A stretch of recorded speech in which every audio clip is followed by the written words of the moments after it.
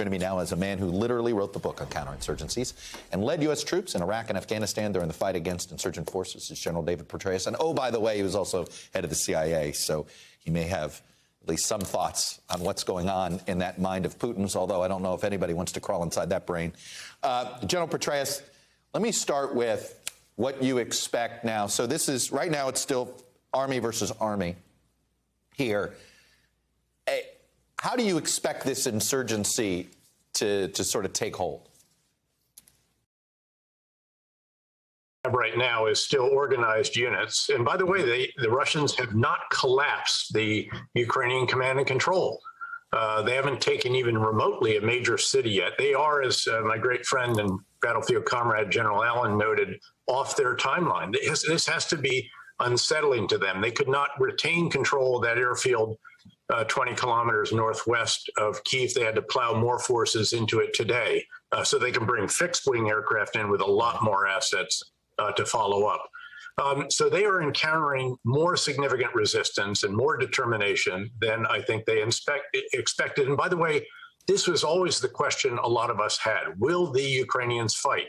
Will Zelensky lead his country, or will he do what Ashraf Ghani did and pack up and leave? And we've got answers to that. They will fight. And by the way, it appears that the citizenry is determined to fight as well. So, you know, it's forgotten, but when we invaded Iraq, I was a two-star general at that time, division commander, we were applauded. We were an army of liberation for a period of time, which only has a half-life, of course, and then you become an army of occupation. The Russians will have no half-life. They are already an army of occupation. In fact, Chuck, it occurs to me that you've heard Putin refer to denazification of Ukraine, which is a curious illusion given that President Zelensky is Jewish. But you know who the Nazis are here? It's the Russians. And this is the way the Ukrainians will regard them, the way that occupied countries regarded the Nazis, again, during World War II, but with almost the entire population united against them, all males expected to take up arms and so forth. So, you know, a lot of us, again, even before the invasion started, said, you know, 190,000 troops, if it is that many, and I don't think it quite is, sounds like a lot. But when you strip out all of the elements that are not just good old infantrymen in boots, it's a lot less. And counterinsurgency is very manpower intensive. They don't have anywhere near the troops. I think they will have a very tough time. They'll defeat the Ukrainian conventional forces. That's, again, not in question. It's how long it takes, how determined can they be as they are taking very tough losses. You know, they lost more on day one, the Ukrainians, I believe, very close to the worst month of American losses during the height of the surge in Iraq, which is the bloodiest period of our time there. So again, they're really fighting. And even when that actually, in a sense, collapses or becomes, as we say in the airborne, little groups of paratroopers who fight on, they have to face the citizenry. So there's going to also be enormous destruction. They will get shots from a building. They'll level the building, which will engender more hatred and more resistance. So I think they're in for a very tough time. They don't have anywhere near the forces that they need to control the whole country, much less even Kyiv plus everything, say, east of the Dnieper and all along the southern coastline, which is what it appears their initial objectives are, at least for the course of the central objective, to replace Zelensky. Right. If they do that, the whole goal is it's no doubt he thought that Ukraine would fold fast and that he thought the Zelensky government would collapse quickly. None of that has happened. He has got to be he's going to have more fingerprints on this than he perhaps thought. If he attempts the sort of Kyiv strategy, right, and sort of stops at Kyiv because he just doesn't have the manpower to occupy everything, I assume that makes it easier for a power like us, the United States, to arm this insurgency because there'll be essentially Western Ukraine will be the capital of this resistance, will it not? Yes, in fact, the key question on this front, and you may have seen an interview I did in the Atlantic the other day, is will the Ukrainians retain a substantial portion of their country from which they could mount this kind of insurgency? Because obviously if they lose the entire country, then you're providing support from NATO nations. That's going to be challenging. That would be difficult for some of them to accept. Maybe you can do stuff in a covert realm, but anything that is overt, such as we have done already, and you may have seen the NATO Secretary General reportedly is going to offer additional air defense assets to Ukraine, which is put to good use. The Stingers that we gave them, I think was you showed earlier, the bringing down of a Russian aircraft, and they've apparently brought down quite a few, and they've used the man-portable anti-tank systems to good effect as well. Put on your CIA hat.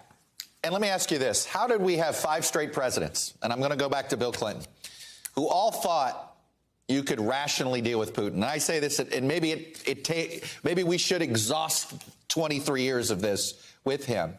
But it feels as if a lot of presidents went down this road thinking Putin's will be a rational actor at some point.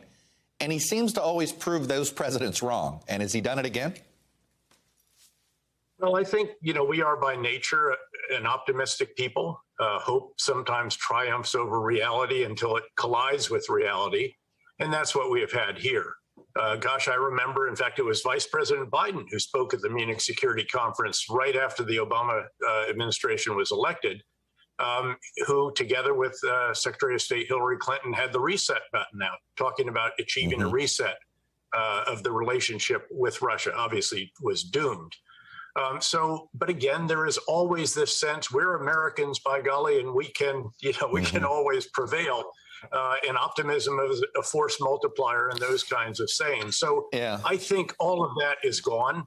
I think actually the administration did a very impressive job of, you might call it laundering, a combination of open source information intelligence and classified intelligence, and releasing it to the public well in advance of Putin taking actions that have now been proven correct without exposing sources and methods.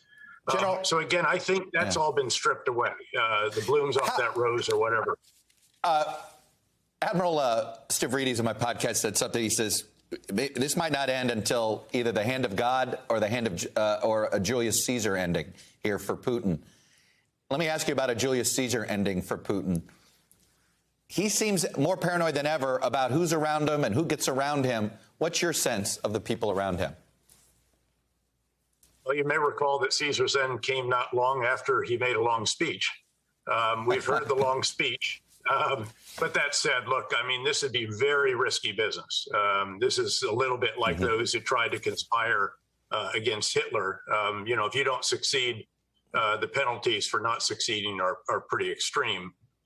They've all been elevated to their position as oligarchs and billionaires by him. They've depended on him. Of course, he is in the ultimate bubble. I mean, we saw that bizarre, surreal, Orwellian setting in which he gave that somewhat crazed speech, and no one was going to stand up against him. I mean, his intelligence chief was stammering. No one really can, again, even call slightly into question.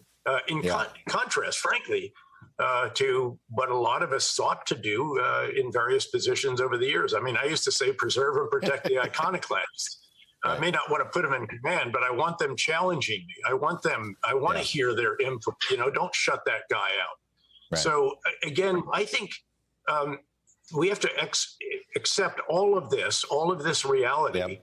And it is possible that there could be so much pain that some of those around him might try to figure out a way to usher him into retirement. But I think probably more likely, Chuck, is just the unrest on the street, despite the way the demonstrators were treated, banged up, bashed into vehicles, given a criminal record and the rest of that. There is unrest in Russia.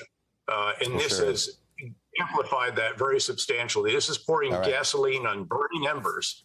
And that's what I would expect to see cause him some concern, because keep in mind, one of the ambitions that he had here was to get his popularity ratings back up again. And his last re-election was not terrific.